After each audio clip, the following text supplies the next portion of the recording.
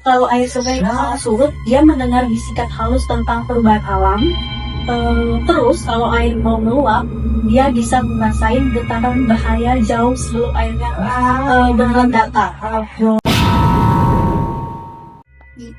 Bukannya meledak, arus sungai malah makin menjulang. Dan muncul pusaran air raksasa tepat di depan Nasba. Dalam sekejap, pusaran itu menelan kuburasan. Tapi anehnya nih, tepat setelah segalanya, airnya langsung surut ke dalam lingkungan jam saja.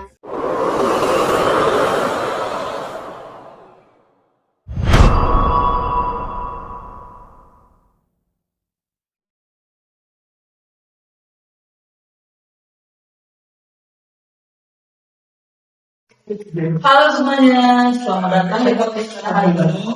Nah, episode kita kali ini kita bakal ngobrolin sesuatu yang cukup banget nih. Di sebelah saya ada Kak Mendalci yang bakal ngomongin kita pada hari ini. Kak Mendalci, apa kabarnya?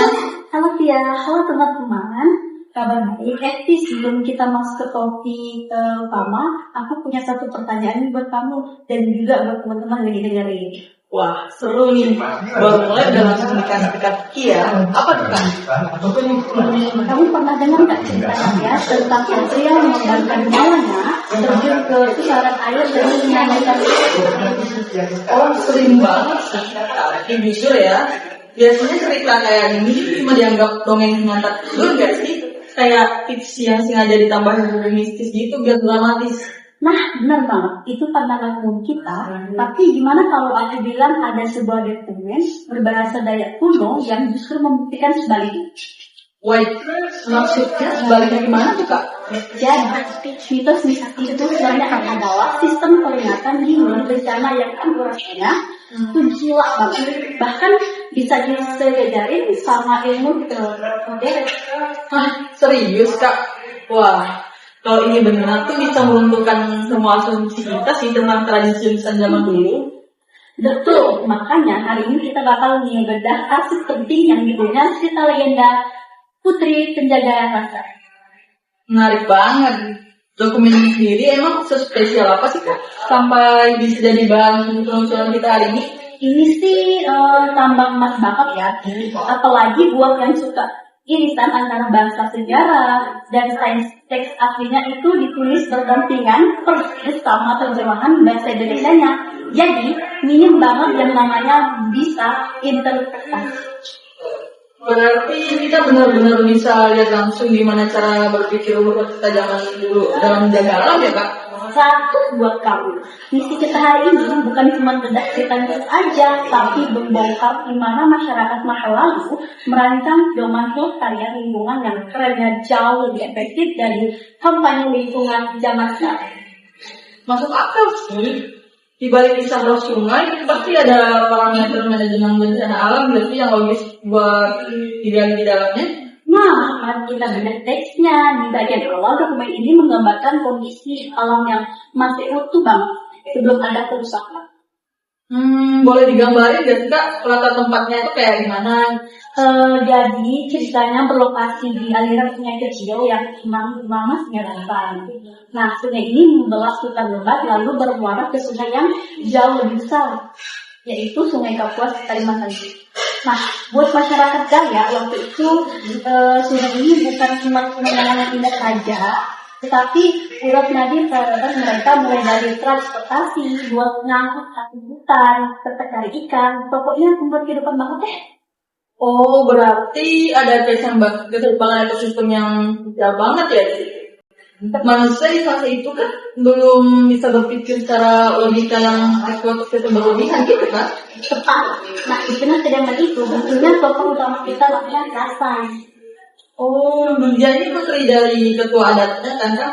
Benar sekali. Dia putri dari APRD, ketua adat yang sangat dihormati. Rasan ini digambarkan punya karakter yang cantik, ramah, dan setiap pagi dia punya rutinitas yang sangat unik.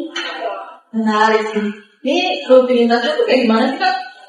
Itu suka jalan di tepi sungai sambil bawa batu kecil buat menganem tanaman obat langsung dari alam. Tapi yang bikin Rasan beda dari warga lainnya adalah kabut. kemampuannya yang luar biasa. Di komen itu menyebutkan kalau Hasan bisa mendengarkan suara sungai. Nah, menarik banget nih. Kayaknya teman-teman juga pasti penasaran.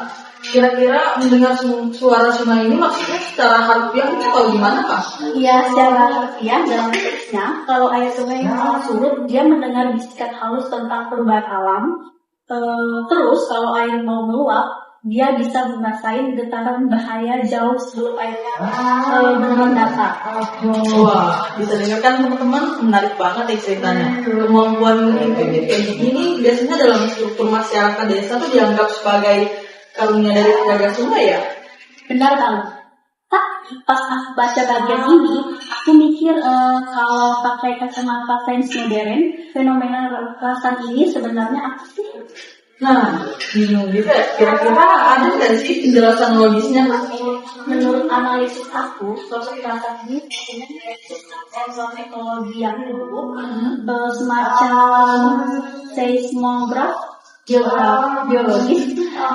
Buat komunitasnya itu tubuhnya itu sudah Sinkronisasi nggak sih? iya sama frekuensi lingkungannya, makanya sensitivitasnya tinggi banget. Wow, keren banget sih istilahnya. Istilah seismograf biologis. Tapi emang benar sih. Karena kan teknologi kita kan sering banget membungkus fakta ilmiah tuh pakai kosakata yang medis atau kritis gitu. Padahal kan apa yang dilakuin Rasan itu bisa jadi adalah manifestasi gitu dari lokal wisdom atau kearifan lokal yang mendalam. Komunitas pinggir sungai itu kan melatih kepekaan individu buat observasi perubahan lingkungan kecil apapun itu pas kelihatan kan. Contoh kayak gimana nih kalau Nah, misalnya itu kayak perubahan arus bawah air, tingkat keseluruhan air yang tiba-tiba berubah dikit aja, atau bahkan perilaku hewan yang tiba-tiba gak wajar. Itu semua kan sebenarnya data ilmiah ya. Kalau dengan sekarang kita butuh satelit atau stasiun hidrologi mahal buat mendeteksi itu semua. Tapi di masa lalu mereka melatih manusianya. sering banget sosok Rasan itu ibarat wajah kritis dan sistem alarm warga desa. Tapi bentar deh, kalau kita coba memposisikan diri sebagai pendengar yang skeptis, dia hampir semua budaya kuno kan punya cerita banjir besar ya. Dan ujung-ujungnya biasanya menyalahkan kemarahan dewa karena manusianya kurang kasih sekalian anggaran itu. Benar banget itu. Sudut pandangnya seringkali teologis ya. Nah, terus apa yang bikin fenomena sungai Rasan ini beda dari sungai lainnya? Jawabannya ada di detail hubungannya Kak. Beda ini kan dengan sangat jelas menunjukkan hubungan sebab dan akibat yang mekanis. Bencana itu kan gak jatuh dari langit gitu aja sebagai hukuman dewa gitu. Tapi teks ini mengunci penyebab kehancuran itu pada aktivitas fisik manusia itu sendiri gitu. Nah, ini dia bagian yang seru nih. Di komen itu diceritakan kalau keseimbangan yang dijaga rasa hancur berantakan dan pusat bencananya mencekam banget. Wah, gimana teks aslinya mendeskripsikan bencana itu? Langit tiba-tiba tetap kelam, hujan turun gak berhenti sehari-hari, terus dari sungai Rasan meluap dengan volume air yang gak masuk akal banget. Di teks karena dayanya ditulis sampai 5. Oh, kayaknya aku pernah dengar deh.